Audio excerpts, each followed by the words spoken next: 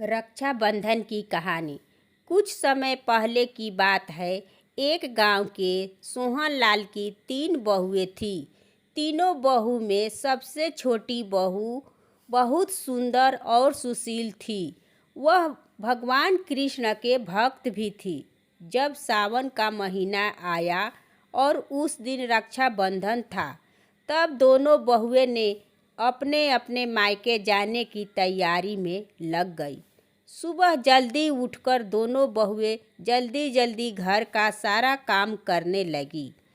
काम करते देख छोटी बहू ने अपनी दोनों जेठानी से कही कि क्या बात है दीदी, आज आप दोनों इतनी जल्दी क्यों उठ गई है और इतना सारा जल्दी काम क्यों आप लोग ख़त्म कर रही हैं।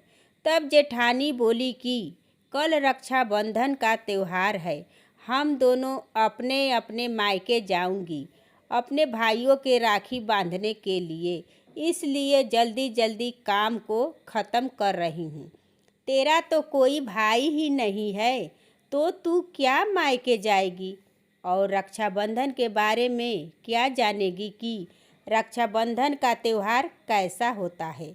जेठानी की बात को सुनकर छोटी बहू ने खूब रोई और वह भगवान श्री कृष्ण के पास खड़ी होकर बोली कि आज मेरा भी कोई भाई होता तो आज मैं भी अपने मायके जाती।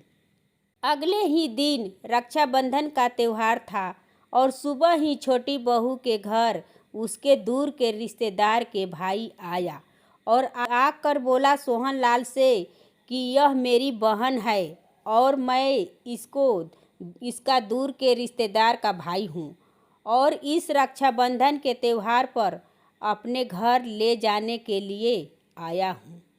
फिर सोहनलाल का छोटा बेटा ने बोला कि इसका तो कोई भाई नहीं है। तो भाई ने बताया कि मैं तो दूर के रिश्तेदार का भाई हूँ।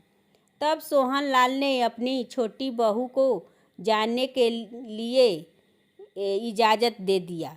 उसके छोटे बेटे को मन में बहुत ही शंकाएं थी कि आखिर ये भाई है कौन, मैं तो पहले इसे नहीं जानता।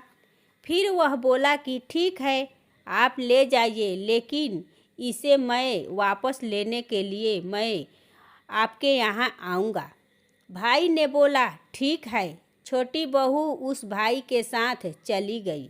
रास्ते में जाते जाते छोटी बहू ने पूछी कि भैया, आप इतने दिन कहाँ थे और इसके पहले आप मुझसे राखी बंधवाने क्यों नहीं आए।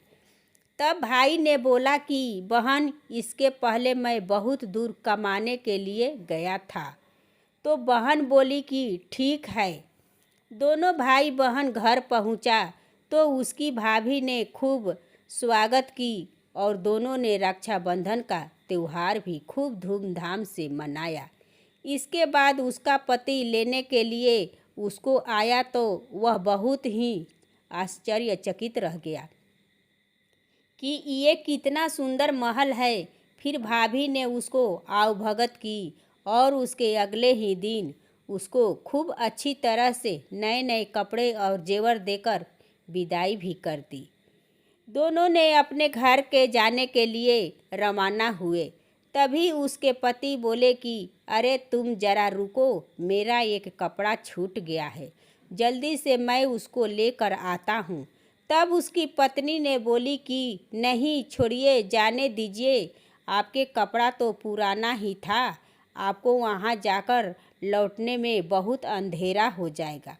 लेकिन आपका कपड़ा लेने के लिए जब वह वहाँ पर पहुँचा तो देखा कि महल तो है नहीं, वहाँ पर एक पेड़ है और उसी पेड़ पर उसका कपड़ा टंगा हुआ था। टंगा हुआ कपड़ा को देखकर इसको बहुत गुस्सा हुआ और अपने पत्नी पर खूब चिल्लाने लगा और मारने भी लगा। बोला कि मुझे तो पहले से ही शक था कि दूर के रिश्तेदार के भाई कौन है, इसलिए मैं तुझे वापस लेने आया। इतने में उस पेड़ में से श्री कृष्ण भगवान जी निकलकर प्रकट हुए और बोले कि ये मेरी बहन है, इसे मत मारो। हर साल रक्षाबंधन के त्यौहार पर ये बहन मुझे राखी बांधती है और अब मैं इसका बड़ा भाई होने का फर्ज निभाऊंगा। इसको तो मैं अपना छोटी बहन मान लिया हूँ। इसका कोई भाई नहीं है तो क्या मैं अपनी छोटी बहन मानता हूँ। श्री कृष्ण जी के बात को सुनकर दोनों पति पत्नी ने श्री कृष्ण जी के पैरों में गिर गए। फिर श्री कृष्ण भगवान जी ने दोनों को समझाए कि कभी भी अपने को अकेला मत समझना। बहन मैं हूँ, हमेशा तुम दोनों के साथ रहूँगा। श्री कृष्ण जी के बात को सुनकर उसके पति ने बहुत ही शर्मिंदगी महसूस किया और अपने गलती का एहसास किया और श्री कृष्ण भगवान के चरणों में पड़ गया। दोस्तों, ये कहानी कैसी लगी लाइक कीजिए, शेयर कीजिए और मेरे चैनल पर नए हैं तो सब्सक्राइब कीजिए। धन्यवाद।